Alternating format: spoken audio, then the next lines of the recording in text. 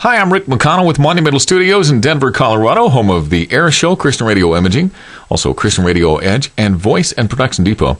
And we'll be talking in this video about the biggest mistakes people make in the production room and producing and editing. A few things that are very important. Store your sound effects and your music beds on separate hard drives. Don't put them on your computer.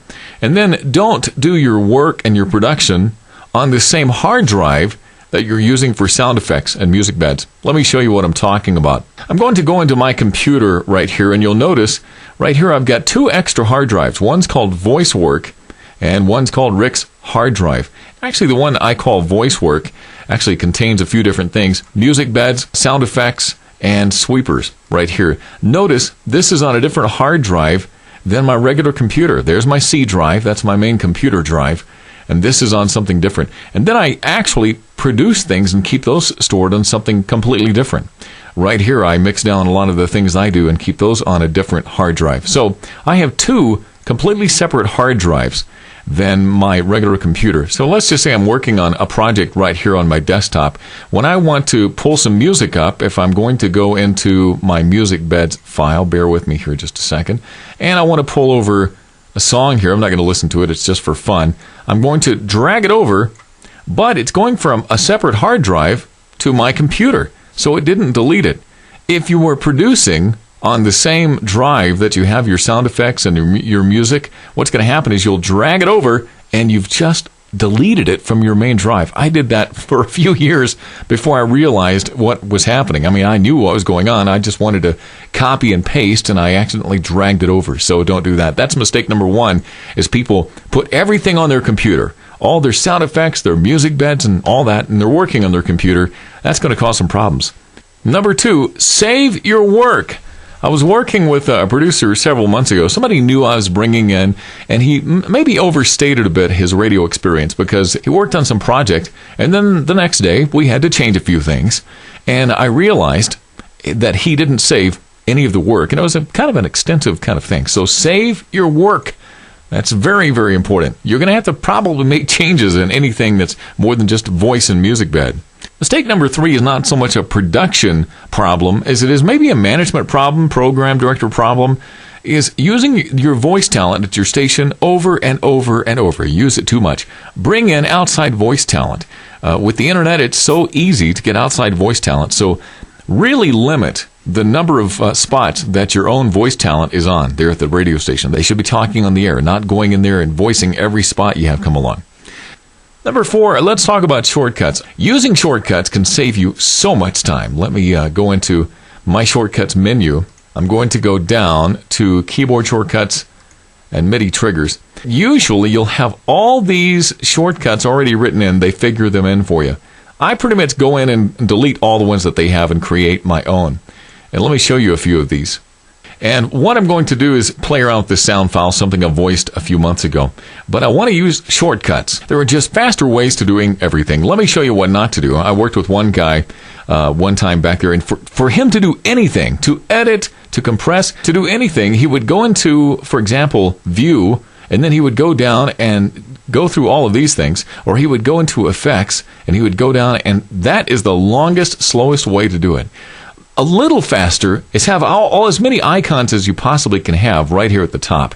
And I do this a lot, I have to admit. But when you're just kind of cutting and mixing, things like that, it's very good to have shortcuts. So let me show you just a few that I use. I'm going to go down to keyboard shortcuts.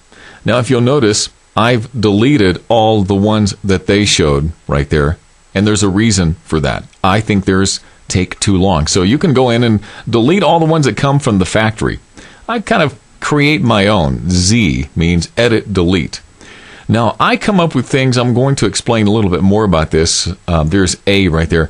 I do things that I can, since I'm right-handed and my right hand is on the mouse, I'm going to be using the shortcuts with my left hand, and I only use one letter. If you'll notice A, and if you go down, there's 2 and 3.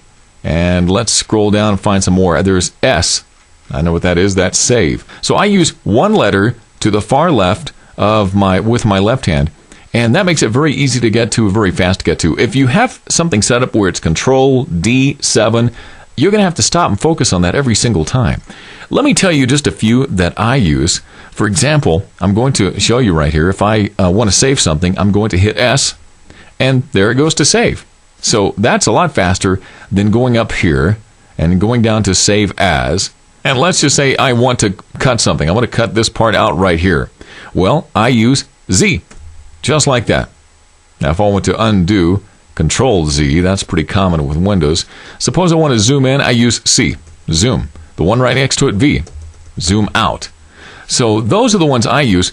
I only have very few, maybe 5 or 6 shortcuts, because I can memorize them, and it's something I use again and again and again. We won't go into a lot of detail about how to set these up, because if you use Pro Tools, it's going to be a little different than Cool Edit. But basically, you're going to go down to Keyboard Shortcuts and fill these in. For example, A is on mine if I want to mix things down. Another one I use if I want to go from the waveform view to the mixer, I use Z and X, and I just toggle back and forth between those. In fact, I have one, X, that goes back and forth with one little letter. The next biggest mistake people make is with levels. When you're recording things raw in the studio and you're done, it should be maybe something like this. You don't want it to be pegging up here at the top very much. You're going to overmodulate. We've all made that mistake.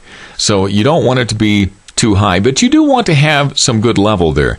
If you're recording things and it looks like this, that's probably too low, because you're eventually going to have to bring it up, and it's going to bring a little bit of white noise in. So again, a level about like that is good for when you're finishing recording. However, once you're finishing your recording, here's the first thing you need to do, is you're going to have to normalize this. You're going to bring these levels up to the very top. Now, normalizing, I go up there. And if you want to create a shortcut for that, you can. And normalize it. That means it brings it the highest peak, which is right there. It brings it up to the top.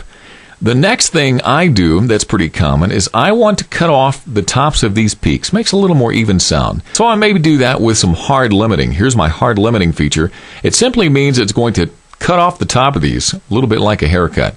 I use about -3 dB. You can set yours any way that you want. Hit OK. Now, if you notice, it's chopped this down a bit. I want to normalize it once again to get it up to the top, and now it's normalized. Before you go into production, the first thing you want to do before you produce anything, make sure all your voice levels have been normalized and put a little hard limiting back in there. Before you bring in effects or music or anything, you have to make absolutely certain that these levels are up to the top, that they've been normalized. There's a reason they call it normalized. I won't go into all the details on that, but there's an industry standard. You need to measure up to that. So before you produce things, make sure that the voices, all the sound effects, everything's been normalized. Now, let's talk about limiting, too much limiting, compression, using that the right way. You can really overdo that, and that's very common. Now, here's what happens. We're going to overdo it. Let's just say we're going to chop it off by about -6, and then we're going to normalize it, which means bring it up to the top. That's a little bit overkill. If I were to play this for you, this would be incredibly loud. If you're ever listening to a TV commercial, it sounds like the TV commercials are too loud. There's been a little too much normalizing going on and hard limiting on the TV spots. I'm going to bring in one of my voice folks, Debbie. She's voiced some things for me, so I